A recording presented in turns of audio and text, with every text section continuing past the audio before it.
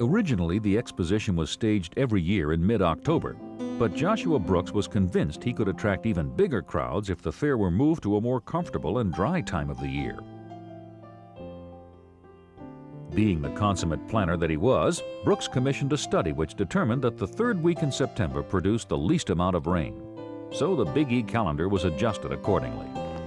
Still, Mother Nature nearly did what 2 world wars and the Great Depression could not: destroy the exposition.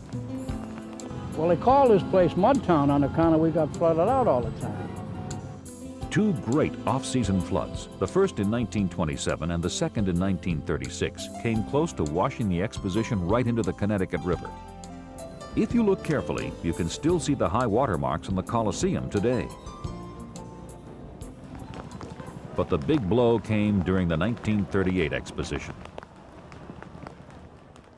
The exposition opened on Sunday, the 18th of September. It rained steadily for the first 4 days. Then Mother Nature really unleashed her fury on an unsuspecting New England. It was the most devastating hurricane ever to hit New England. In the path of the hurricane, it went right up the Connecticut River Valley, right into the Eastern States Exposition grounds. The whole back of the Coliseum had a grandstand for the racetrack. And as I just passed the last part, the whole roof came off. There was a car underneath it, and that got crushed, you know. At that time, many of the exhibits were housed in tents, and those tents were blown down and were devastated. We had a Ferris wheel. In fact, we had 3 Ferris wheels, all lined up in close proximity to each other. By the end of the hurricane, they were twisted around each other. The hurricane of '38 forced the Big E to shut down completely. The only time in its entire 75-year history the exposition was cut short. Miraculously, not one person or animal was injured, despite the devastation. Financially, it was devastating to the fair, and I think if it weren't for our founder, Joshua Brooks, and the influence and ingenuity that he had in rallying together some of the top Springfield area business people to raise the thousands and thousands of dollars needed for repairs, then that might have been the end of the Big E as we know it today. The familiar ringmaster in the scarlet coat sounds his golden horn. The rhythmic impact of horses' hooves on fresh dirt floors is muffled by polite applause. These sights and sounds mean that the gala event of the Big E is underway. Stake Night, the culmination of the famous Eastern States All-American Championship Horse Show.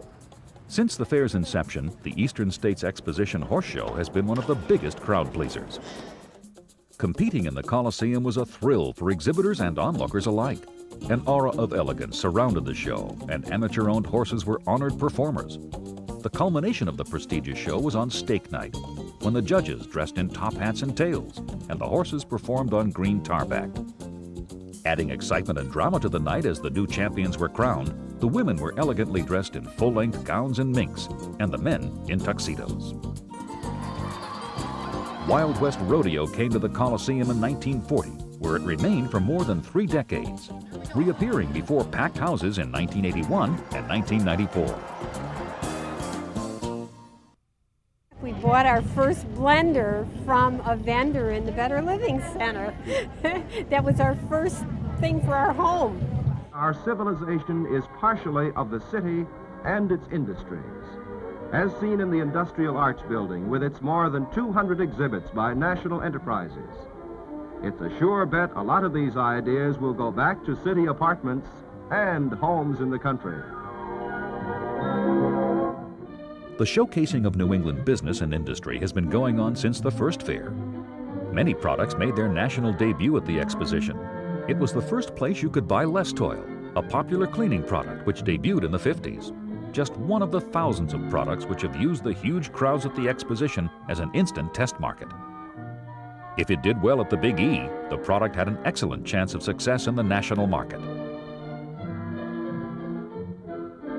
People come and they like to see and taste and smell and work with new items, and some of them have been here for years and you can still purchase them here. The mops, some of the pots and pans, the blender. These are items that you can only get at the Big E. You cannot get them anyplace but at the fair. Today, the Big E continues to showcase hundreds of products from around the world, all designed to make life in New England a little easier. And of course, amusement areas designed for fun and pleasure, governed by the strict policy laid down by the founders of providing only wholesome, healthy fun for all ages.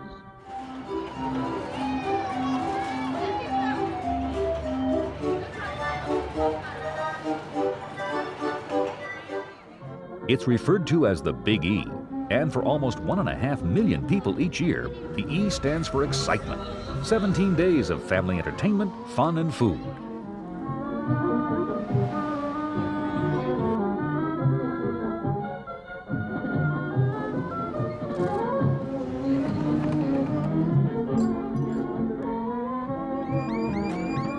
And I could get a frozen custard for a dime.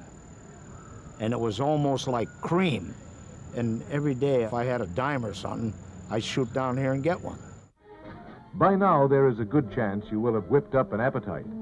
To satisfy it, you'll find familiar signs of good eating. Perhaps just a snack will serve. You can find it at conveniently placed snack shops. As for food, words can't begin to describe it. Eating your way around the fair is like eating your way around the globe. Guaranteed you won't go away hungry. So as the exposition looks ahead to the next 75 years, it's with the knowledge and firm foundation built over the first 75. The Big E is not a place, it's the people that make it up.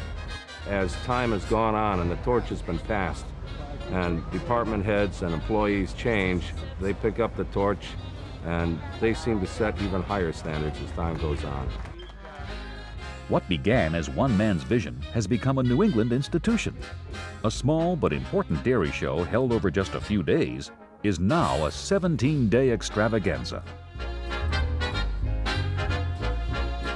Since its founding in 1916, Eastern States Exposition has attracted over 42 million visitors. Hundreds of thousands return year after year, fair after fair,